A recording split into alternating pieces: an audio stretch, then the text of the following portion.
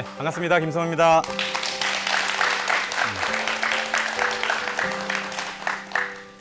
이번 시간은 당신은 금융 문맹인가? 라는 주제로 한번 강의를 해보겠습니다.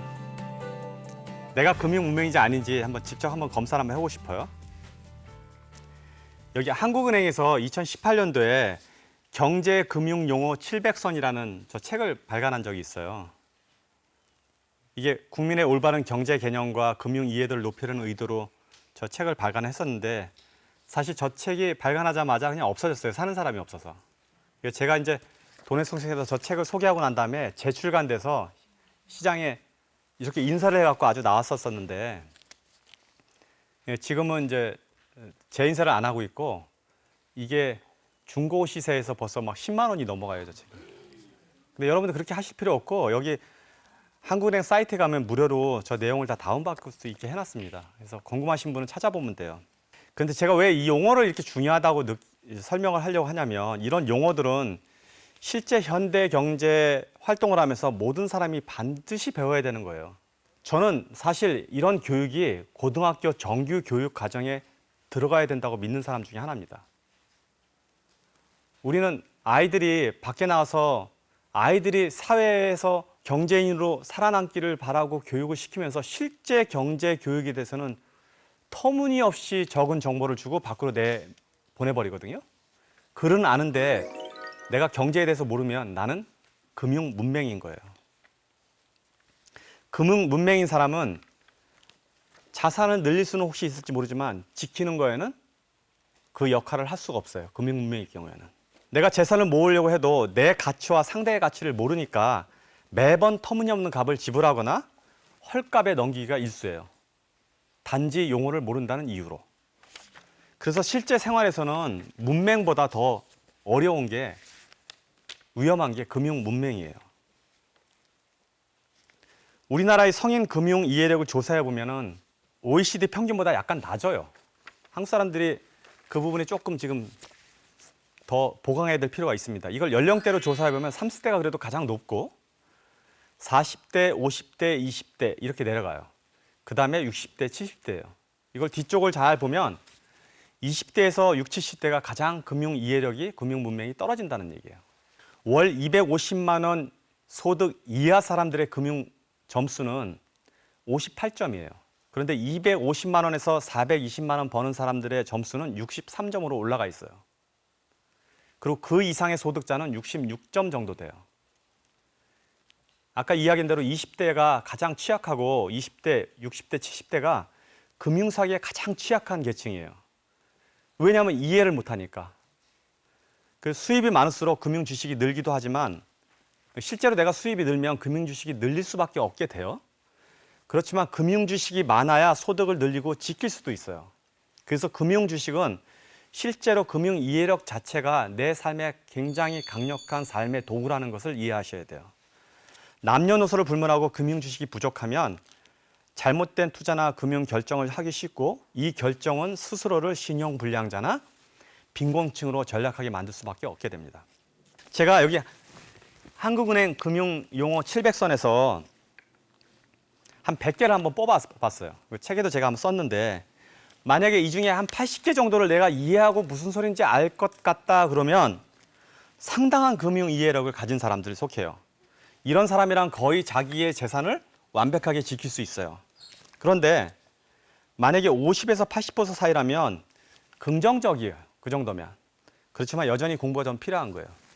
저기 나오는 단어들에 대한 거를 저한테 설명하거나 이해 못하는 게 있어요, 좀?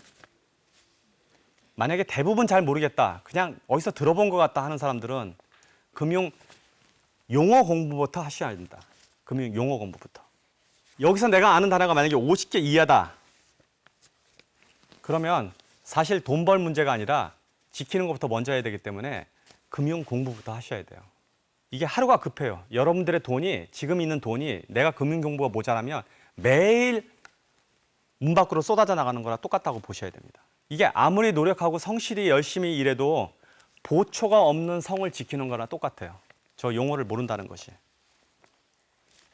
그래서 이런 용어들을 잘 이해하고 공부하고 해석하고 따라가셔야 됩니다.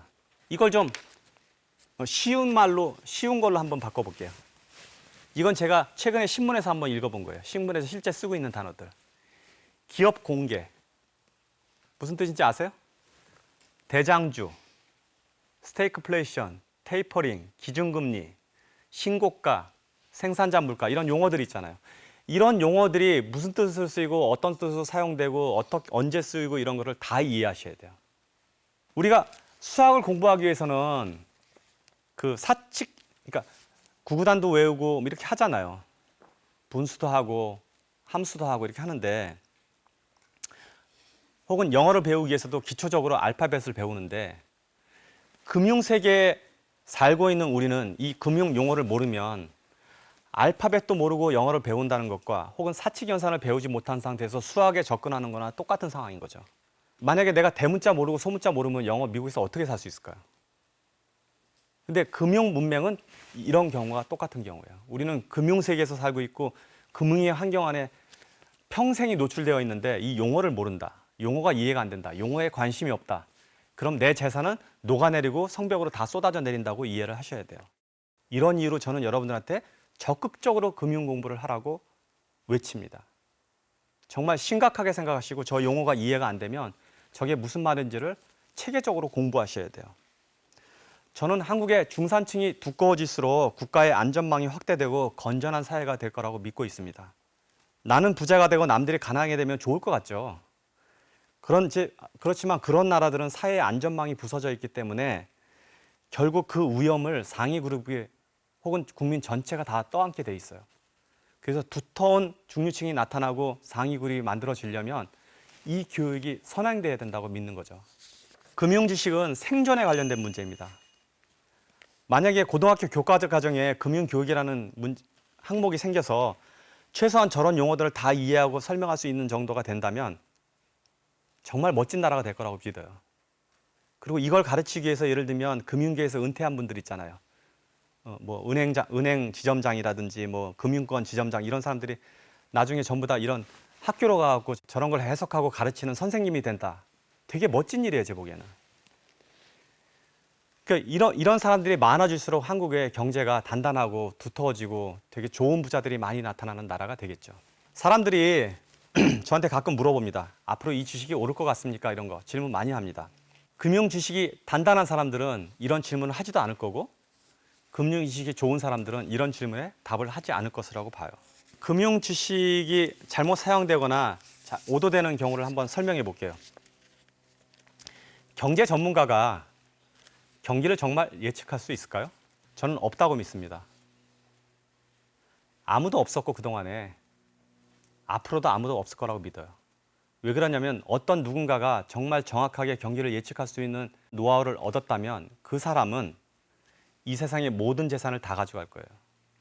그런데 그런 일이 벌어지지 않았어요. 지금 인류의 역사 중에서 주식회사가 생긴 지가 400년, 500년이 됐는데 한 번도 그런 일은 벌어지지 않았어요. 그래서 우리가 몇 달 후에, 몇 년 후에 혹은 언제 주식이 폭락한다, 주식이 상승한다 이런 소리를 하는 전문가는 어떻게 믿을 수 있을까요? 정말 본인이 그렇다고 생각을 할까요? 이 예측이 맞으면 영웅이 되는 거고 이 예측이 틀리면 그냥 틀렸을 뿐이에요. 이번엔 다르다 하면 그만인 거예요. 우리가 경기 예측에 대해서 가장 그래도 근접하고 영향력이 강한 사람들이 경제학자나 경제 분석가들이지만 이런 사람들이 다른 사람보다 더 부자가 되거나 혹은 일반인보다 더 돈을 많이 벌었다는 근거가 별로 없어요. 그러니까 본인들도 본인들의 말을 믿지 않고 있다는 얘기죠. 자기가 확신이 있고 있다면 자기 전 재산을 다 걸었을 텐데 그런 일이 벌어지지 않고 있다는 얘기죠. 제가 걱정하는 거는 이 사람들의 말보다 이 사람들의 말의 무게를 자신의 생각의 무게보다 더 깊게 인지하는 사람들이 문제예요. 이게 금융 지식이 없기 때문에 벌어지는 일 중에 하나입니다. 금융 지식이 높은 사람들은 오늘 주식이 오를까요? 오늘 주식이 내릴까요? 라는 질문을 하지 않습니다. 그거야말로 정말 바보 같은 질문임을 알기 있기 때문에. 여러분들 내가 만약에 사기를 치고 싶다면 굉장히 멋지게 사기를 칠 수 있는 방법을 하나 소개할 수 있어요. 세상에 엄청난 사람의 숫자를 내가 주식을 하는 대로 주식을 사게 만들 방법이 하나 있어요. 방법은 이런 거예요. 내가 10만 명한테 이메일을 보내서 내일 이 주식이 오를 거다라고 이메일을 보냅니다. 그런데 반은 오를 거라고 보내고 5만 명한테는 잃을 거라고 보내요. 근데 주식이 올랐어. 그럼 잃을 거라고 보낸 사람한테 메일을 삭제해버리고 맞힌 사람 쪽 5만 명이다 대고 다시 2만 5천으로 나눠서 반은 내일 이 주식이 오를 거다. 반은 내일 주식이 내릴 거다라고 또 이메일을 보내요. 그러면 그 다음 날은 내렸어. 그럼 내린 사람은 맞았잖아요. 이 사람이 보기에는 2번을 내가 맞힌 사람이에요. 이렇게 반복을 해서 한 5번만 해봅시다. 그래서 만약에 한 5천 명 줄였다고 해봅시다. 내가 무슨 말을 해도 믿을 거예요. 그죠? 실제로 이런 일이 일어났었어요. 사기 이렇게 칩니다. 근데 현명한 사람이라면 이게 가능하다고 믿을까요? 금융 지식이 없으면 이 사람의 말을 믿을 수밖에 없게 돼 있어요. 그러면 그 사람은 5천 명을 가지고 자기가 원하는 대로 할 수 있어요. 혹시 한번 틀려도 원하는 대로 할 수 있어요. 이게 전문가라는 사람은 그 명성을 갖고 금리가 오른다 내린다 주가가 오른다 내린다 말하지만 말 그 자체는 그 사람의 의견일 뿐이지 그 의견이 나의 의견보다 더 중요하거나 더 판단이 높다고 생각하지 않을 수 있습니다. 이런 게 스스로 생긴 금융 지식 안에서 체득화돼서 얻어야 되는 자기만의 노하우예요. 그래서 현명한 투자가나 금융 지식이 있는 사람은 절대로 이 사람 어떤 사람들한테 이 주식이 오르냐, 이 주식을 팔아야 되냐, 이걸 어떻게 되냐 이런 식으로 질문하지 않아요. 자기가 공부합니다. 자기가 알아보고 자기가 판단합니다. 전문가의 의견은 하나의 의견으로 받아들입니다. 과거의 데이터가 맞았다고 해서 그 데이터가 미래의 데이터에 적용될 거라고 믿는 것은 바보예요. 데이터라는 것은 무작위로 발생해서 과거의 데이터와 맞춰 들어가고 그 해석이 사후에 연결돼서 생겨날 뿐이라고 저는 생각해요. 그래서 재밌는 게 경제학자 존 게브레이스라는 사람이 세상에는 모르는 사람과 모르는 것을 모르는 사람의 두 종류가 있다고 생각해요. 그래서 환율이나 주가 동향, 원재재 가격, 경제 전반을 예측하는 사람들이 이런 걸 왜 예측하고 이런 걸 강연을 하고 이런 걸 책을 내서 돈을 벌려고 할까요? 이렇게 근사한 전문 해설하고 예측을 하는 것은 그 자체에 예측하는 것이 자기가 투자하는 것보다 돈이 더 되기 때문에 할 뿐이에요. 그래서 우리는 모르는 사람이고 그들은 모르는 것을 모르는 사람일 뿐이에요. 스스로 똑똑하다고 믿는 사람은 예측을 기대하고 예측에 기대어 투자를 하지 않습니다. 예측이 맞는 경우도 있지만 예측이 맞지 않으면 내 재산을 다 잃기 때문에 그래요. 그래서 인류에게 주식거래소가 생긴 지 지금 400년이 지났는데 아직도 예측이 가능한 이론은 나오지 않고 있습니다. 저는 앞으로도 안 나올 거로 기대하고 누군가가 이 예측이 맞는다면 세상의 경제 원칙은 다 흐트러질 거고 모든 재산은 그 사람 앞으로 다 갈 거기 때문에 변형된 다시 원칙이 생기지 않는 한 이런 일은 벌어지지 않을 거라고 봅니다.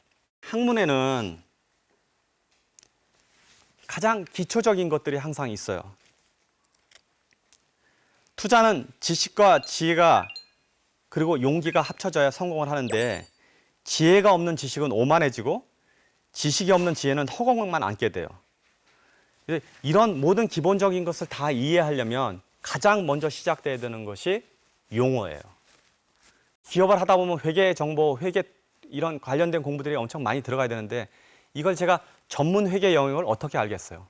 그런데 만약에 이게 궁금하면 어떻게 일을 하냐면 관련 회계학 책을 전부 사봅니다. 30권, 50권씩 사요. 쭉 한 번에 사서 그 안에 있는 거를 다 읽어봐요. 그래서 용어부터 공부를 합니다. 그러니까 여러분들한테 내가 경제 지식을 한 번에 전달할 방법도 없고 그게 전달되지도 않아요. 그런데 이렇게 용어를 이해하고 나면 그 다음부터는 모든 것이 자동으로 관심 있는 사람들은 점점 깊게 들어가고 그 단어들은 서로 연결돼서 뿌리래야 근원이 같기 때문에 나중에는 그 말을 몰라도 처음 듣는 말조차도 해석이 가능해지고 이해가 가능해지는 과정을 겪게 돼요. 그러면서 경제 전반에 대한 지식이 완성이 돼가는 거죠. 이 과정을 여러분이 겪어야 됩니다. 제가 이제 여러 방면에 무언가를 잘하는 사람들을 만나보면 그 사람이 직업이 무엇이든가 상관없이 일정한 수준에 다다른 사람들은 보면 비슷한 철학을 갖고 있더라고요. 그래서 이 사람이 왜 나랑 비슷한 생각을 할까? 기업가도 아닌데 이 사람은 음악가인데 왜 이런 것을 알게 됐을까? 보면 세상의 원리가 큰 산으로 점점 높은 곳으로 올라가 보면 결국은 비슷해지는 것 같아요. 우리가 산에 올라가면 산에 오르는 방향은 동서남북 여러 군데인데 정상에 올라가면 비슷비슷하게 다 같은 위치에 와 있잖아요. 그래서 경제 공부도 들여다보고 뭐 음악이라든지 체육이라든지 바이올린 같은 어떤 교수들도 그 가르치는 사상의 깊이를 보면 다 똑같아져요. 이렇게 무언가를 각성하고 얻어가고 통찰을 얻는 것들은 여러분이 어느 직업에 있건 어느 학문에 있건 상관없이 일정한 영역을 지나게 되면 비슷한 결과를 갖게 되는데 이것들의 모든 시작의 시발점은 이 등산을 하는 시발점은 결국 용어라는 것이죠. 그래서 여러분들은 이런 용어에 대해서 조금 더 진지하게 접근하시고 이 용어를 공부하고 이 용어를 공부함으로써 여러분들의 재산을 지키는데 더욱더 노력해 주시기를 바랍니다. 그렇게 해서라도 아무튼 열심히 경제 공부를 하시기 바랍니다. 오늘은 강의 여기까지 마치겠습니다. 감사합니다.